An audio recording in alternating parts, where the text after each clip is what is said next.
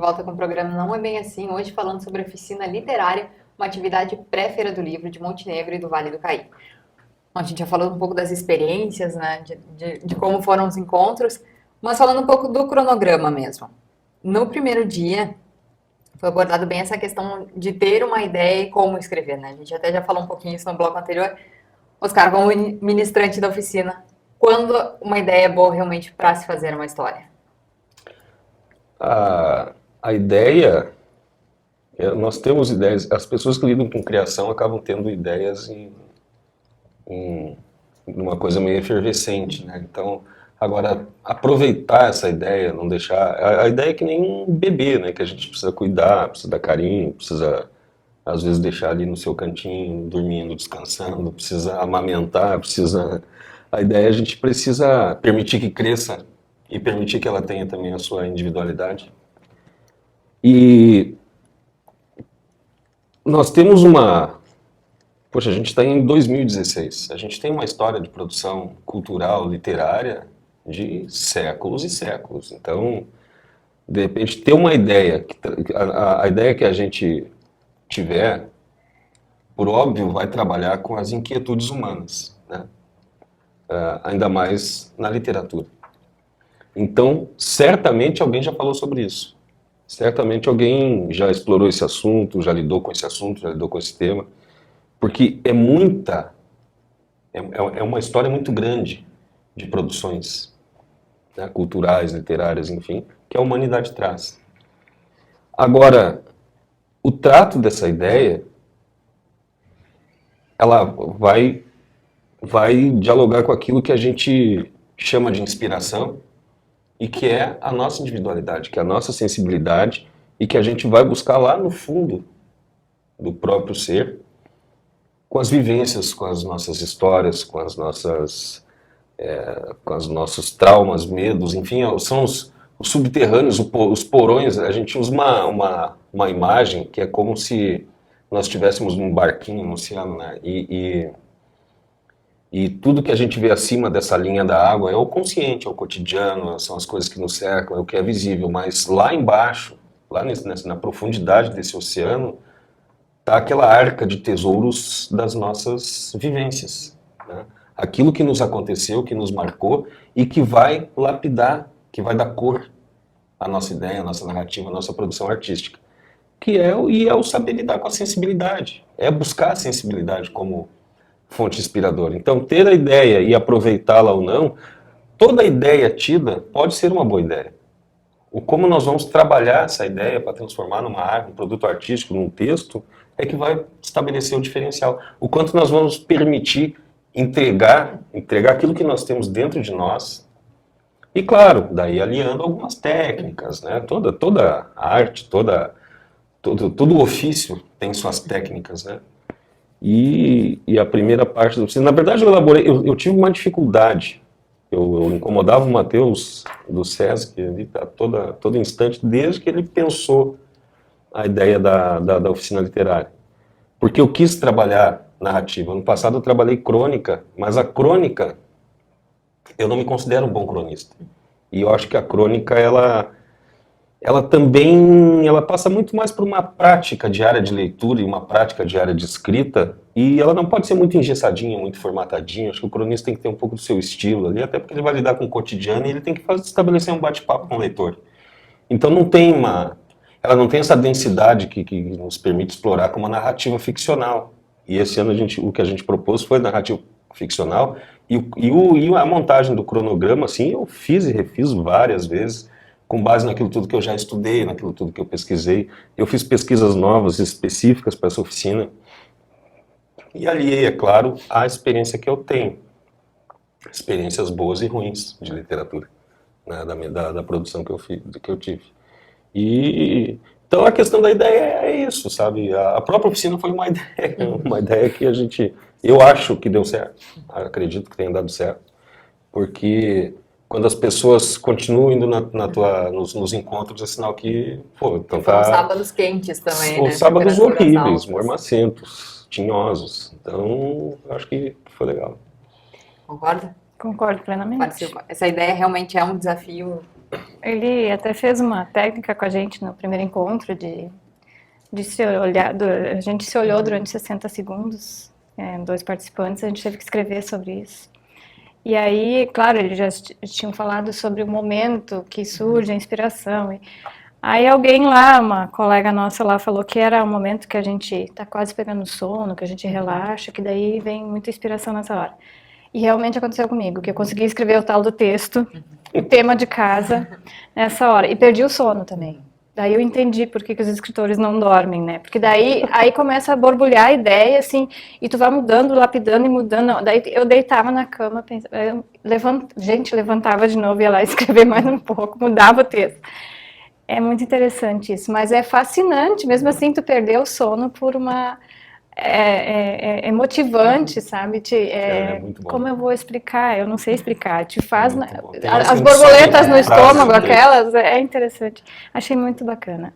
E conseguiu fazer isso com a gente, eu acho. É pra quem E não todo tem mundo, essa assim, vivência da escrita. Assim, e na segunda aula, assim, o pessoal, muitos leram, o que produziram, foi maravilhoso. Surgiram coisas muito, muito legais. Achei muito bom. Porque a ideia não é matemática, né? A ideia não é uma coisa matemática, assim, como é que eu posso ter uma ideia? A gente não se programa para não ter, tem horário, né? hoje às 15h30 eu vou ter uma ideia. Não, a gente não consegue. A gente tem ideias. Como é que ela surge? Ela surge de percepções. Daqui a pouco o Hemingway falou para um menino, certa feita, sobre essa questão. O menino perguntou, como é que eu faço para ser um escritor? Aí o Hemingway disse assim, se tu tiveres vontade de escrever nas horas mais loucas do dia, nos momentos mais variados, nos lugares mais estranhos, então tu és um escritor. Só leia bastante e depois desenvolva uma técnica literária. E a questão de ter uma ideia é assim, às vezes a gente só pensa uma frase e aquela frase se torna uma ideia, a gente anota em algum lugar e daquilo ali vai nascer um texto. Teve um exemplo na oficina que o JB, que é um jornalista que está frequentando a oficina, ele pensou uma frase e depois, para o último encontro, ele trouxe um texto inteiro que começa com aquela frase. Eu achei uma frase fantástica ali para um começo de história. E foi uma frase que ele falou meio sem querer, meio solta, né? Então, assim, pode ser uma frase, pode ser uma observação, pode ser o fato, eu posso estar assistindo um noticiário, eu posso estar ouvindo uma música, eu posso estar sonhando, posso estar dormindo, posso estar namorando, posso estar, você sabe? Então, assim, não há uma equação, uma fórmula de Bhaskara para que você tenha uma ideia, né? Ou você tenha duas ideias, X linha e X duas linhas, não sabe? Não, a ideia acontece. Tratar ela que vai ser diferente. Outro assunto também abordado nas oficinas foi a questão da construção da personagem, né? Às vezes, em algumas histórias, o leitor acaba se perdendo porque não está bem construída também essa personagem. Falaste lá nos encontros também daquela questão do perfil psicológico, do perfil físico, né? Quer dizer, tu lendo uma história, tu tem que imaginar também como são aqueles personagens, né? Isso é fundamental também. É fundamental, o leitor ele precisa se situar. Nós precisamos ter, quando nós criamos, né, a parte da criação literária, o criador, o escritor, ele precisa ter muito bem definido consigo as suas personagens, os seus cenários, né, os seus espaços, o seu tempo. Então, toda essa questão da construção de personagens, por exemplo, passa por um convencimento depois que ele tem que transmitir ao leitor. Então, esse personagem não pode se contradizer em personalidade, em costumes, em trejeitos, em aparência física. O personagem tem que estar construído. E eu acredito, todo escritor traz muito de autobiográfico nas suas obras, embora isso seja muitas vezes o tempero da coisa, não seja, essa história ele escreveu porque aconteceu com ele, não. Mas os elementos pessoais entram sempre, né? E a construção de personagens, ela funciona muito bem quando a gente tem um parâmetro já. Então, por exemplo, quando eu estou compondo o meu personagem e eu estou estabelecendo ali um perfil físico, ou seja, como é que a pessoa é? Ela é loira, ela é bonita, ela é jovem, etc, etc. E qual é o perfil psicológico? Ela é depressiva, ela é alegre, ela é, sabe, eu vou construir todas as características, ela é colorada ou não é, ela odeia futebol, enfim, eu vou construir tudo, toda uma gama para que eu tenha sempre muito presente essa pessoa, para que essa pessoa seja visível, concreta. E uma dica que eu acho que todos os grandes autores admitem, né, Érico Veríssimo, inclusive, na sua, o Solo de Clarineta é uma autobiografia até uma parte, né, ele faleceu e um outro autor continuou. Mas ele admite ali, por exemplo, a inspiração dos grandes personagens dele em pessoas reais, pessoas com as quais ele conviveu. Então, se nós temos ali uma imagem, uma foto, uma pessoa que a gente possa se inspirar, claro que a gente não vai... Tem até um filme que eu assisti certa feita, que um escritor estava fazendo sucesso lá nos Estados Unidos com um best-seller daqueles, só que ele escreveu uma história real, com pessoas reais, e mudou os nomes, tudo, mas as pessoas começaram a se reconhecer e ficaram muito indignadas com aquilo, né? Mas inspirar só, né? Captar elementos para auxiliar nessa concretude da personagem, para que essa personagem seja real e de forma real ela seja vista pelo leitor. Imaginava tão complexo assim a construção de um personagem, uma história? Eu imaginava mais complexo ainda. Daí, quando alguém fala sobre o assunto, daí a gente tem essa noção realmente, né? Quem lê bastante, claro, vai ter essa noção, né? Eu não posso realmente criar lá o personagem com um tipo de personalidade e lá adiante ele fazer alguma coisa completamente contrária à personalidade. Então, ou esquecer, né? Se perder no tempo.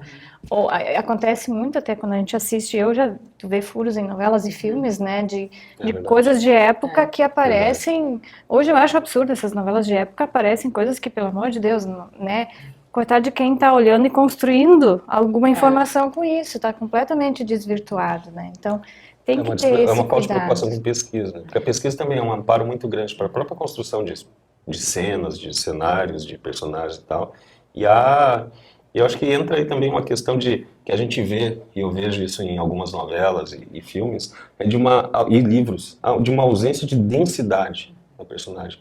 Ou seja, é uma personagem muito formatada, muito rótulo, o ser humano é complexo.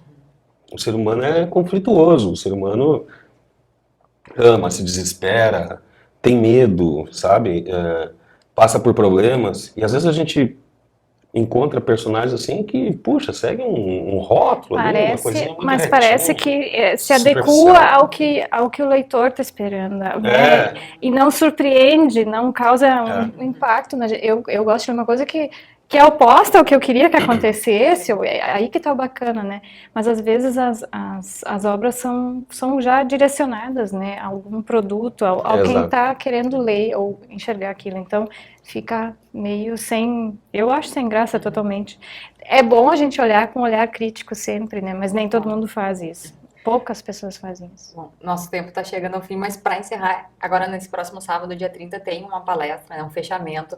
Como é que vai ser esse encontro que vai ser debatido? É só para o pessoal da oficina? Quem tiver interessado pode participar também? Como é que é? É aberto, vai acontecer às 17 horas ali no Edonê, Pub Bar. E quem vem é o Paulo Tedesco. O Paulo Tedesco é escritor, consultor editorial. Ele tem até o site, que é o consultoreditorial, se não me engano, .com.br. E o Paulo tem que é um grande amigo, é meu diretor de novas mídias e estratégias da Associação Gaúcha de Escritores. É uma pessoa fantástica, com conhecimento, um cara assim, um cara contundente, um cara que defende assim o negócio da literatura. Né? Ele tem uma experiência internacional, trabalhou no mercado editorial norte-americano, que é o maior do mundo, né? O cara é respeitado. Eu estava falando com o meu editor em São Paulo e ele disse assim, vai encerrar com o Paulo Tedesco. Ele, o Paulo Tedesco vai participar, né? O cara lá em São Paulo tem um conceito, né? Então essa chance está sendo alcançada ao pessoal daqui, da região de Montenegro, quem foi à oficina, quem não foi, sabe? Para descobrir assim, poxa, a gente trabalhou durante 4 encontros, como criar uma história, como escrever, como criar um livro de contos, ou de um romance, uma novela, enfim. E depois? Eu escrevi, tem o meu original, o que eu faço com o meu livro? Como é que eu publico? Como é que eu não publico? Que caminho eu tomo? Que caminho eu não tomo? E eu achei demais quando a gente acertou isso aí, e eu conversava com o Matheus dessa questão de ter esse fechamento, né? Porque quando eu fiz, o primeiro curso que eu fiz com o Paulo Tedesco, lá em Porto Alegre, foi um curso de 3 dias, um intensivo de dia inteiro, durante 3 dias. E eu fiquei apavorado com as coisas que eu mesmo tinha feito durante o meu início literário, quer dizer... na primeira aula eu disse pro Paulo, cara, eu vou ali pra Ponte do Guaíba, vou me jogar, porque não fiz nada para isso até agora. Mas, assim, as descobertas dos erros que a gente pode cometer, sabe? Então, assim, o livro é uma arte, é um prazer, é uma consequência de sensibilidade, é uma possibilidade enorme, é uma terapia às vezes, mas é um produto também, né? É um produto que precisa chegar às pessoas, e nem é por uma questão de ganhar dinheiro mercadológico e tal, mas porque, poxa, se eu escrevo, as pessoas precisam ler, senão não adianta nada eu guardar lá na minha casa e escrever, né? Então, eu acho que isso aí vai ser o grande mote, eu acho que o grande guia para o pessoal que está começando a escrever, pensando em publicar. Tá certo, então. Muito obrigada pela presença de vocês Eu aqui no agradeço. programa. Conhecer um Eu pouco agradeço. essa experiência pessoal de vocês também. Muito obrigada. O programa não é bem assim de hoje, então fica por aqui. A gente se vê na próxima terça-feira.